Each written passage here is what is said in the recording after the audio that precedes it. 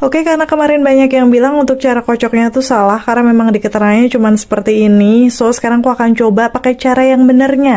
Katanya di sini harus di shake-shake seperti Hana Sui Vinyl.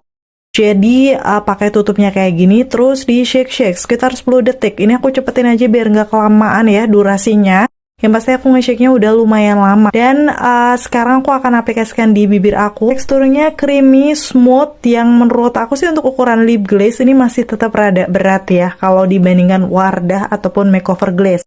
Tapi ini memang preferensi masing-masing aja, menurut aku seperti itu.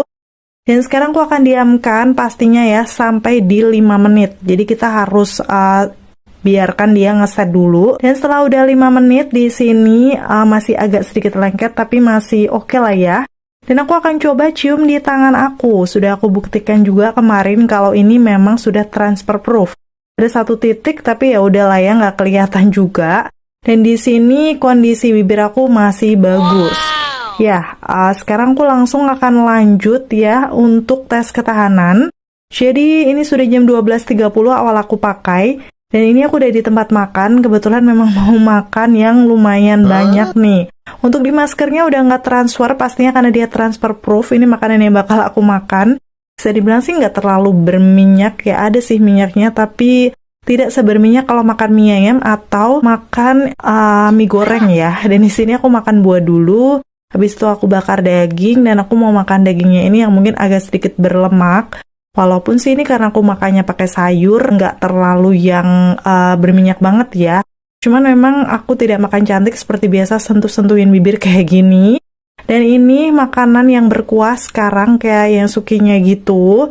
Dan lanjut masih makan sushi. Dan makan susinya ya kayak gitu. Rada brutal ya karena lapar juga. Ini dia untuk tempatnya, udah ada yang pernah kesini belum? Oke, seperti ini hasilnya. Kalian bisa lihat nggak sih?